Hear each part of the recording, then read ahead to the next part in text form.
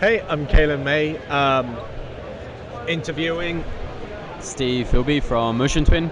We're working on Deadcells. which looks to be an interesting Metroidvania Dark Souls cross. With some roguelike in there too. Yep. Which, speaking of which, that was one of the things that struck me about your game. It's like it seems very stylized around Dark Souls, kind of foreboding, grim, unforgiving, firm but fair approach to Dark Souls, but it's roguelike as well. Is there any other inspirations that has gone into creating this game? Oh, a lot. So we're a six-person team. We've got four developers, one artist who does all of that, and myself. So I do everything else: web development, game design, level design, etc. And we've all got different ideas on what we like. So there's three of us who are really into Dark Souls. We love that difficult, that really don't stuff up the controllers, that make sure that you strike now, roll here, move back. And others who hate that, who are more into just jump, jump on the little guys' heads like in Mario or something. Then we've got the people who like roguelikes. I'm a big fan of Rogue Legacy and sort of the roguelikes that have much more persistence across runs. And then we've got guys who prefer Binding of Isaac, where it's you're dead and that's it, start again. And so from the roguelike perspective, we've got guys who like different things. From the Dark Souls perspective, we've got guys who like a bunch of different things as well. And then you've got the Metroidvania aspect, which comes in, which is your Castlevania, your backtracking. So yeah, the big names in terms of reference would be Dark Souls, Castlevania, and big roguelites in general. So Binding of Isaac or Rogue Legacy. All right, so you mentioned that you were partially inspired by Metroidvanias and sort of things like backtracking and trying to find your way through and exploring the environment just to try to find the exit, sort of. Personally myself, I'm not that big of a fan of Metroidvania, so I'm particularly curious. For those not particularly of that persuasion, how has your game kind of tried to appeal to them as well? Yeah. So, I guess that's part of the risk that you take as a game developer whenever you do a cross-genre game, whenever you mix two games together, you're really running the risk of alienating both groups, or just having something that one group's really going to love and the other group's going to say, this is crap, what have you done? So what we've done with the Metroidvania aspect is made it so that the Metroidvania part is something that is semi-persistent across the runs. Most of your powering up and your leveling up and all of the progression that you're going to do will be within a run, kind of like Binding of Isaac. So, if you've got more new skills, better weapons, better power, when you die, all that's gone. You've lost it. You're back to square one. However, with the Metroidvania part of it, what you're going to do is maybe you beat, the boss on the 5th level, and he gives you a little mutation that then allows you to access new areas. So instead of having to then go back to level 1, when you die from that moment on, those new areas will just be open to you. So we're not really great big fans of backtracking ourselves. Backtracking is one of those things that if it's done well, it can be interesting, but most of the time it's just sort of annoying, like old school RPG style where you're like, now you need to go back and get this sword that you found somewhere miles ago. So what we're trying to do is make it so that when you run through the tower, anything that you've unlocked in the Metroidvania aspect of the game is just going to be there from now on. And it's really that focus on the roguelike aspect, the permadeath, like, alright, you're dead now, go back to the start. Okay, but I found this mutation. So is that going to stay with me? Yeah, it will stay with you. That bit's now open. You don't have to go all the way back up to the level 5 and then come all the way back to level 1. So that's how we've tried to sort of make that less punishing, I guess. So you were talking about persistence and the idea that you would get these mutations that allow you to access other areas. I got to try your game before this interview, and one thing that I found very interesting was that any cells, what you call cells, like souls kind of things, they kind of persist. So on your next run, if you've done particularly well on your previous run, you get a bundle of like extra skills and powers and things like that. Could you further elaborate and sort of explain how the system works? Yeah. So, I mean, without giving too much away about the lore of the game and the backstory, basically, I mean, as you see in the video and you saw yourself, you start out as this weird little blob thing. So the idea is you've got to figure out why you're a blob. You know, you wake up, you're hating life because you're a blob. And so you go off exploring the castle, and you do that by inhabiting bodies. And as you then go through the castle and kill enemies, you're going to collect cells. The game's called Deadcells, so you're going to collect these little things. And when you die, obviously your body's destroyed, but the blob persists. He's there, and he's sort of still hanging around, and he's managed to keep those cells. So that's the thing that's the meta aspect of the game. That's the thing that persists between runs. So what you do then with those cells is you go to the little alchemy table that you saw, and you transmute the cells through some kind of alchemy process into new weapons, new skills, and new things. And from that moment on, those weapons and skills will be available somewhere in the castle. Obviously, as you saw the first time you do that, you get to try them straight away. You make them, then they're in front of you. So if you've unlocked a badass new sword, then you take that sword and you go out there and you have fun with it. And so what we're trying to do with this is to say, okay, look, here's some of the items that are available out there. If you kill 300 of this type of zombie or 10 of this type of monster, or you just manage to beat this boss, then you're going to get a cell that's going to allow you to unlock something cool. And so then you're going to, instead of just trying to run straight through the end of the castle, you're going to say, alright, well, if I just kill a couple of these zombies here and there, then I'm going to build up towards getting a better one of these weapons. So it kind of somewhat encourages grinding away at like a particular enemy type. Yeah, in some ways, as a game designer, you're always looking at how to encourage replayability and how to say, okay, well, this is just a basic enemy. I've killed him once. I don't want to kill him again. We're always trying to look at how we can make that interesting for people. I mean, the way we've designed the levels makes it so that you have to fight someone, you can't avoid them. Well, I mean, we could try that. We haven't really. What's the actual interest in that? The interest in getting new stuff and the RPG aspect of the game, I guess. Yeah. All right. So you're talking about how earlier enemies, and you want to make it worthwhile to go for the earlier enemies. Yeah. I'm assuming there are going to be later enemies, maybe even bosses. Could you talk through the design of these enemies and what makes them interesting? Like your trailer shows one called the Incomplete One. Yeah. So. Yeah, could you talk about the design that went into these kind of enemies? Okay, so the backstory, the overall architecture of the game is that it's a castle, right? And there's levels in the castle, so each level has its specific set of enemies and specific patterns and ways that these enemies are going to behave. So that being the basic background of the game, we said to ourselves, well, it's an action platformer or action adventure sort of mix of these two games. We need enemies that are interesting to fight. We don't want to just run through level 1, finish it, master the enemies, and then have no interest in coming back. We want these guys to kind of be intelligent. So what we did is then design enemies that instead of just walking backwards and forward on a platform or something, they've also got the ability to dodge. They can change their pattern. They've got a little bit more intelligence than your average enemy. And then we scale that difficulty across the levels. So the first level, the enemies are quite simple. But then, say for example, you've progressed all the way through the game and you've beaten the last boss, well then you're going to find that the enemies on the first level have now gained a couple of extra tricks that you might have seen in other levels or somewhere around. So for us, it's all about making sure that on each run through the dungeon, there's a possibility that you're going to be surprised in there. Your enemies, well, they're enemies. They're designed and programmed in a specific way, but then they have the ability to say, okay, you've faced me this many times, so now I'm going to go and take this little extra thing over here and throw that at you as well and see how that goes. Given that it's organized by levels, obviously at the moment we haven't finished that yet, but each level will have sort of a theme, and that theme will be epitomized by the boss. So the boss is obviously, if he's a big hand-to-hand guy, then most of the enemies in that level are going to be hand-to-hand guys as well.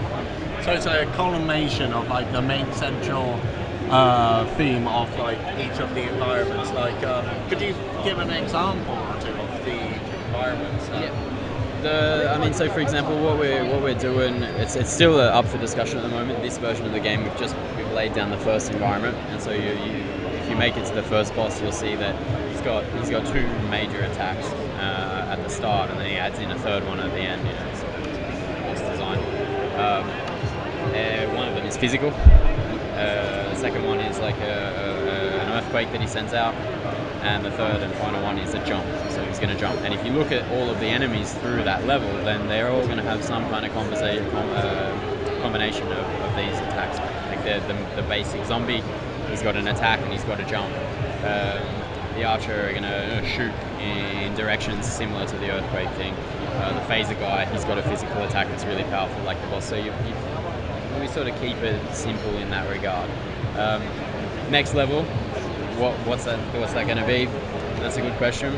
We're sort of thinking, okay, are we going to radically change between biomes to have more projectile-based enemies in the second level, or will we stay with the melee type and add in some projectiles?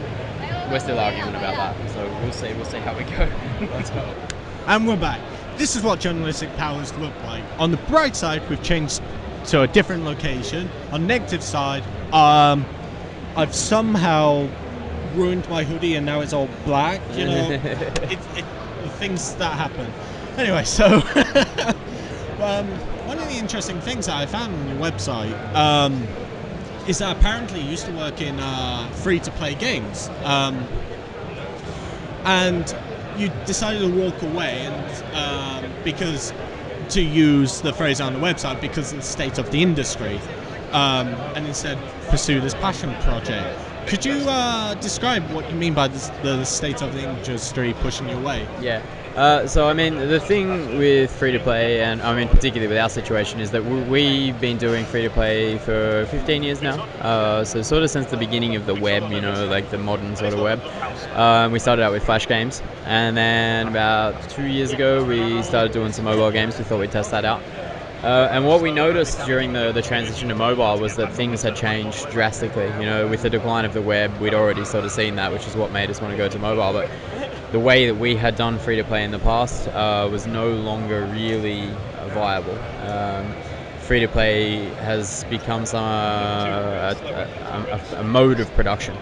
So you need to make a lot of changes to the way that you actually produce a video game. Whereas, you know, in sort of like the traditional creative sector of video gaming, you're really going to focus on the mechanics of the game, the art of the game, you know, the story, or whatever artistic aspect it is that you're really trying to bring to the audience. Whereas with free-to-play gaming, particularly in the mobile industry, it's all about metrics. There are KPIs, key performance indicators, that you need to optimize for. Of course, this doesn't mean that you can't make a good game, and I'm not at all saying that the games that are in free-to-play aren't good games, because manifestly they are. Lots of people play them all the time. But just that for us, moving to a type of production, a mode of production where we need to pay attention to to figures, and to metrics, and we need to optimize all of our games mechanics based around these metrics, was something that just doesn't really interest us as developers. So that it's a personal choice. We just decided to move away from that.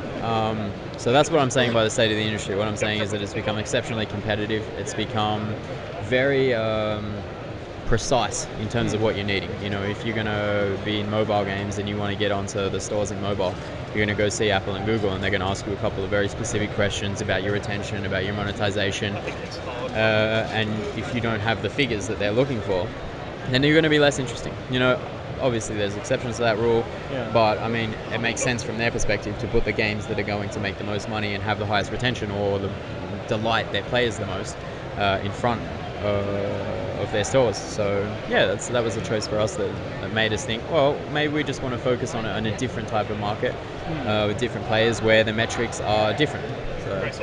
So it was just a case of you wanted to move away from like a very calculating and very like a better cold method of development towards being able to develop kind of what you wish, but also being able to appeal to a crowd who also want what you wish.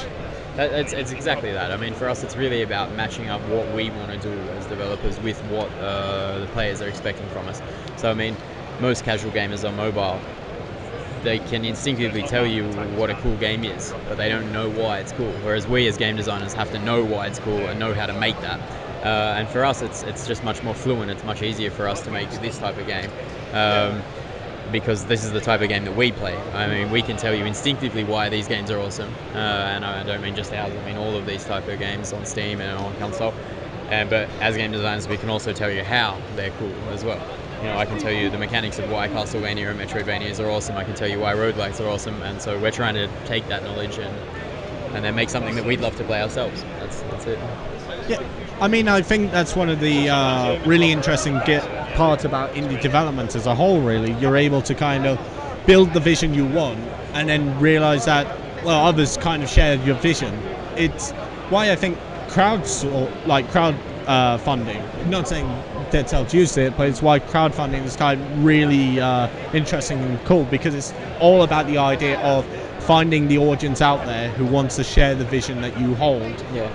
Yeah, well, I mean, that's crowdsourcing, crowdfunding, both are two sort of sides of the same coin, because early access, for example, is a crowdsourcing platform, if you will. It's also a crowdfunding platform in some ways.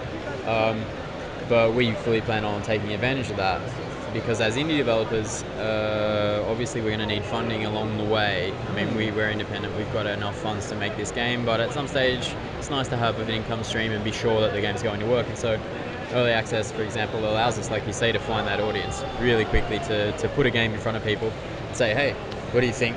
And if they like it and buy it and talk about it and share it with their friends and follow that game, and then we're going to really sort of carve out that audience in the Steam ecosystem or in the console ecosystem or whatever it is.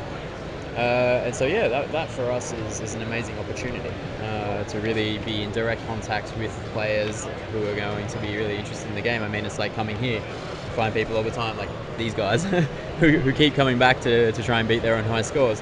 And I mean, they give us feedback straight away. They're like, oh, it'd be amazing if we had a high score mode. So last night we went home and developed the score mode. And that's what early access is about for us. It's like one giant game show, you know what I mean? It's like the incredible moving game show. It's fantastic. Awesome. I mean, another part of your website that I found particularly interesting is this idea of not having a boss. That you're all equals who have your own equal opinions, and you share your equal opinions with each other. And it kind of strikes me as kind of unusual in a way, because I mean, when I've heard about game development and things like that, there's always the idea of like the head designer or the head programmer who, if nothing else, kind of works as the deciding factor if like arguments break out. It's just projects their vision, sort of. How has the lack of a boss affected development? Well, I think personally, you just put your finger right on the nerve there when you mentioned that hierarchy is usually all the way based around decision making. The biggest problem, or the biggest issue in front of us in a zero hierarchy organization is that decision making process. It's literally democracy. You know, it's about as pure as it can get. We all sit down when we need to decide something, and we talk about it. So having a boss and not having a boss, it comes with its challenges. I mean, for us, not having a boss means that we've got incredible freedom to do what we want. You know, if I have some crackpot scheme to make a game about a whole bunch of drunk guys who play soccer, then I can do that. Football for the English audience. But if we're making a game like this, for example, and we don't have someone who's got a clear vision of what the game should be at the end, it can just mean a lot of time spent arguing and debating, and that can be inefficient. It's edifying in some ways, in that you really get to have an input in the game, but it can also be exhausting in other ways because you really have to fight for your ideas. I mean, if you're sitting in a room with 5 other people, and you're the only person who has an opinion about a particular thing, and you really think that you're right, and you know you've already read up about it, then you have to fight for that, because if these other 5 guys are against you, or even worse, apathetic, then you really got to get the momentum going, and that can be exhausting. So I mean, there are pluses and there are minuses to it. We've put into place a lot of new processes recently to combat that lack of leadership or that lack of direction, where I mean, we're really going down the agile sort of Scrum route at the moment, where we're having regular meetings where we all sit around and talk about it, define a set goal for a short period of time, and then work towards that. And during that period of time, if there are any problems that anyone feels, then we can bring it up instead of it festering and waiting, and then a couple of months later, us realizing that it's not working, you know. So, yeah, it's something that it's an idealistic thing that we do at Motion Twin. It's part of what Motion Twin is. We're actually a workers cooperative. We're not a company in the sense of the word where there's a CEO or whatever. It's probably something that's particularly French. I'm not sure if the same sort of status exists here in the UK. I know in Australia we don't have the same sort of setup. So yeah, for me it's been an amazing experience. I've learned a lot about diplomacy, and I've also learned a lot about how organizations actually need to function, or how they function in reality. So yeah, it's pros and cons. Yeah, it's like plus and minuses. You know, you get to kind of run with what you wish, but you've got to kind of prove yourself, and you've got to stick to your guns and kind of convince everyone else. Yeah, and you have to be very rigorous. You know, it really has to be a lot of professionalism in what you're doing, because if you're in a democratic situation, you don't agree with someone, you have to find a process of being able to share your opinion without that, you know, sort of degrading into a pissing match or something. So, like, just degrading into just everyone just sticking to their opinion, exactly, and just never budging. You need to find compromise. I mean, and I think it really does help in some ways with the quality of the game. It just means that the production time can take longer than what we would like. For example, the role that we have in the game. When we first started out, it was a dash, so it was a different animation and it had a different feel. And I was personally sort of not cool with that. I didn't like it, and no one else agreed with me. And I was whinging for weeks. And then finally, I convinced some other guys to play a different type of game, like to test out Momodora or Salt and Sanctuary or some of those other 2D like platformy games that have got a role in them. Yeah. And then the guys were like, oh yeah, actually, and so they tested it out, and then we're all just instantly happier with the feel of how it works. I mean, so that it helps the quality of the game, but it can take a little while for things to kick in. Whereas if you've got a project lead, he's just going to say yes or no. As simple as that. So yeah. Oh. Yeah. So thank you. Where can people find Deadcells? So Deadcells at the moment is not available anywhere. We're about 6 to 7 months away from an early access. Touch wood. We'll see how that goes. But you can follow us on Facebook, Deadcells Game, or find us on Twitter, just at Motion Twin. You can check out the website. Just do a Google search for Deadcells Game, and you'll find us. We're at the top there. So yeah, that's where we're at for the moment. We've also got a Tumblr with their blog, and all the social stuff. So check out them. I mean, just out of interest, is there a price in mind yet, or?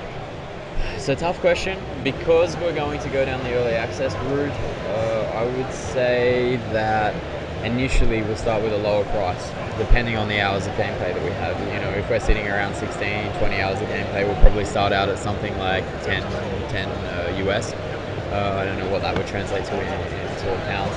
And then move up as we develop more. I mean, I would like ideally to finally release the game at around $20, $25. But again, we've got to be realistic about what the game is worth in comparison to everything else on the market. So we'll see how we go and what we've got at the end. But I mean, that indie price point between 20 and 25, that's where we'll be at. Yeah, you said you're like 600 months off, something like that. So yeah. Still a lot of features to be added. Yeah. Anyway, so thanks a lot. My pleasure. Yeah. I think that's it. Awesome.